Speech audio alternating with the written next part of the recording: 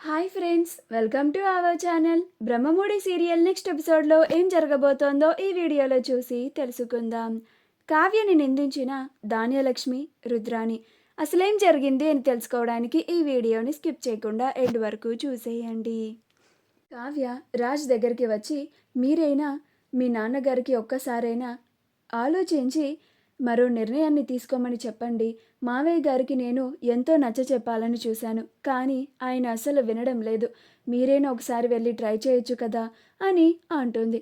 అప్పుడు రాజ్, ఈ ఇంట్లో ఎవరికి వాళ్ళు ఎవరికి నచ్చినట్లుగా నిర్ణయాలు తీసుకుంటున్నారు. అది కొంతమందికి నచ్చచ్చు, కొంతమందికి నచ్చకపోవచ్చు. అయినా కానీ మనం మౌనంగా తలదించుకొని మన పని మనం చేసుకోవడమే. ఈ ఇంటి పెద్దగా ఎవరు ఎలాంటి నిర్ణయాలు తీసుకున్నా మనం వాళ్ళ పిల్లలుగా వాళ్ళ నడిపిన దారిలో మనం నడవాల్సిందే. అయినా పొద్దున జరిగిందంతా నువ్వు కూడా విన్నావు కదా కళావతి. మా పిన్ని రుద్రాణి అత్త ఇద్దరూ కలిసి ఎంతలా గొడవ చేశారో అలాంటి వాళ్ళతో కలిసి ఉండాలని నాకు కూడా లేదు. మా నాన్న ఎంత ఆలోచించి అలాంటి నిర్ణయాన్ని తీసుకుంటారు. నేను వెళ్ళి మా డాడీని ఇంకొకసారి ఆలోచించండి అని అడగను అని అంటాడు.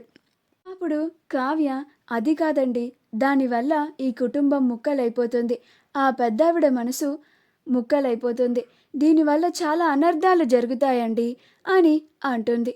అప్పుడు రాజ్, జరగనివ్వు, జరిగితే అయినా మనం ఇంకేం చేస్తాం? ఆస్తి పంపకాలు చేయకపోతే మా ధాన్యలక్ష్మి పిన్ని, రుద్రాణి అత్తలు కలిసి ఇంకా ఏం చేస్తారు? నువ్వే విన్నావు కదా, ఈ కుటుంబ పరువుని రోడ్డుకేడుస్తుందంట, ఆస్తి కోసం కోర్టు మెట్లెక్కుతుందంట. ఆ పరువు నష్టం కన్నా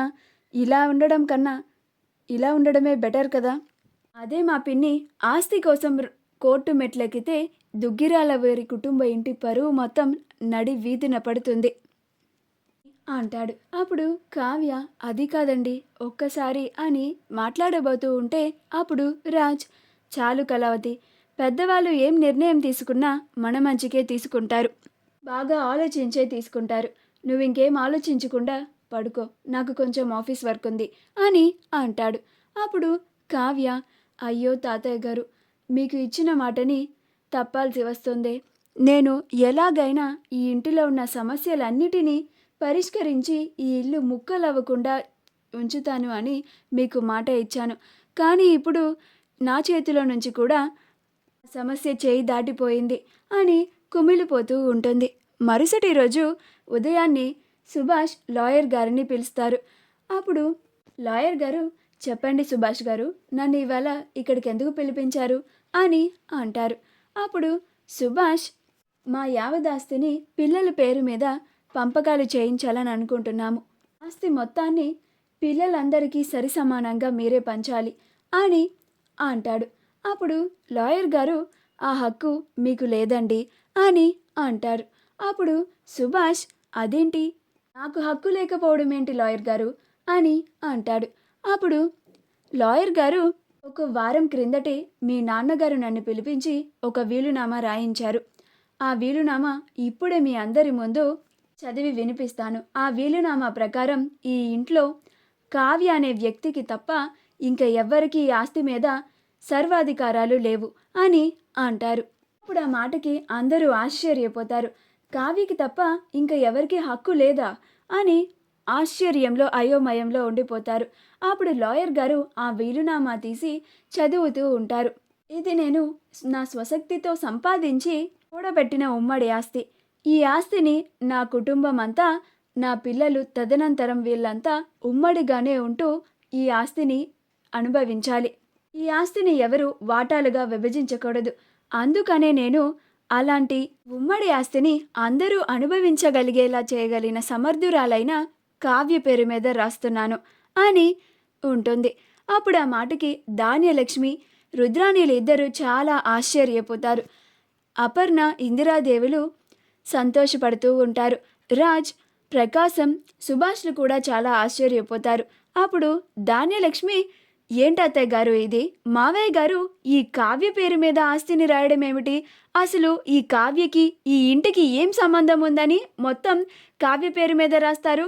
అయినా ప్రకాశం నా భర్త మీకు కొడుకే కదా, మొత్తం మీ పెద్ద కొడుకు కోడలికి రాసేస్తే మేము ఏమి ఆస్తిని అడగము, మౌనంగా ఉంటాము అని అనుకుంటున్నారా అని అంటుంది.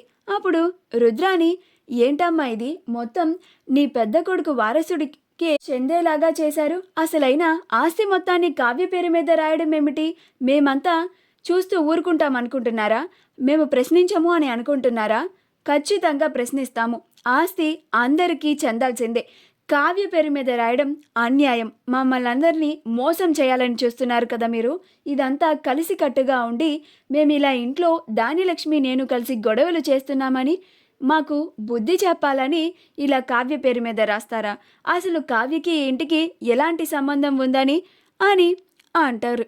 అప్పుడు అపర్ణ, కావ్య నా కోడలు, ఈ ఇంటికి నా తర్వాత పెద్ద కోడలు, తాతయ్య గారు క్లియర్గా మెన్షన్ చేశారు కదా అత్త, అయినా నువ్వు ఏ సంబంధం ఉంది అని అడుగుతున్నావేంటి అని స్వప్న అంటుంది. అప్పుడు ధాన్యలక్ష్మి, ఇన్నాళ్ళు మా అపర్ణ అక్క, మా అత్తయ్య మావయ్య ఎల్లి ఎంత బతిమిలాడినా తిరిగి ఇంటికి రాని కావ్య ఇంత సడన్గా ఇంటికి వచ్చిందంటే ఎందుకో అనుకున్నాను, పెద్దవాళ్ళ మాటకి గౌరవం ఇచ్చి ఈ ఇంటికి వచ్చిందేమో అనుకున్నాను, కానీ నాకిప్పుడు అర్థమవుతుంది, కావ్య పేరు మీద మొత్తం ఆస్తిని రాయించుకొని అప్పుడు ఈ ఇంటికి వచ్చింది. కావ్య కూడా ఒక వారం కిందట ముందే కదా ఈ ఇంట్లో అడుగు పెట్టింది, అంటే ఈ ఇంట్లోకి రావడానికి కావ్య ఆస్తి మొత్తాన్ని తన పేరు మీద రాయమని కండిషన్ పెట్టి ఉంటుంది, అందుకే మావయ్య గారు ఆస్తి మొత్తాన్ని కావ్య పేరు మీద రాసేసినట్టున్నారు అని అంటుంది. అప్పుడు కావ్య, చిన్నత్తయ్య, నేను మరి అంత దుర్మార్గురాలిని కాదు, ఈ ఆస్తి మీద నాకు ఎలాంటి ఆశ లేదు అని అంటుంది. అప్పుడు రుద్రాని, అబ్బబ్బబ్బా, ఎంత బాగా నాటకం ఆడుతున్నావు కావ్య, ఆస్తి మొత్తం నీ పేరు మీదకి వచ్చేసిన తర్వాత నాకు ఈ ఆస్తి మీద ఆశే లేదు అంటే ఇక్కడ మేమందరం వినడానికి పిచ్చోలులా కనిపిస్తున్నామా నీకు అని అంటుంది. ధాన్యలక్ష్మి, ఇదంతా వీళ్ళు కావాలనే చేశారు, నీ కొడుకుని నా కొడుకుని మన నలుగురిని అందరినీ అన్యాయం చేయాలని, వీధిన పడేయాలని, ఈ ఆస్తి మొత్తాన్ని వీళ్ళొక్కళ్ళే అనుభవించేలాగా ఆస్తి మొత్తాన్ని కావ్య పేరు మీద రాయించేసుకున్నారు ముందే, వీళ్ళు మనకన్నా ఒక అడుగు ముందు చూపులో ఉన్నారు ధాన్యలక్ష్మి, మనం ఇది కనిపెట్టలేకపోయాము, మన మధ్యలోనే ఉంటూ మన మధ్యనే నీకు నాకు కలిపి గొయ్యిని తీశారు వీళ్ళు అని అంటుంది. అంతటికి కారణం ఈ కావ్యే, అసలు చేయాల్సినంత చేయించేసి చివరాఖరికి నాకేం తెలియదు అన్నట్లుగా నుంచుంటుంది అని అంటుంది. మా వీడియో కనుక మీకు నచ్చినట్లయితే లైక్ చేయండి, షేర్ చేయండి, మా ఛానల్ని సబ్స్క్రైబ్ చేసుకోండి, పక్కనే ఉన్న బెల్ ఐకాన్ని క్లిక్ చేయడం మాత్రం మర్చిపోకండి.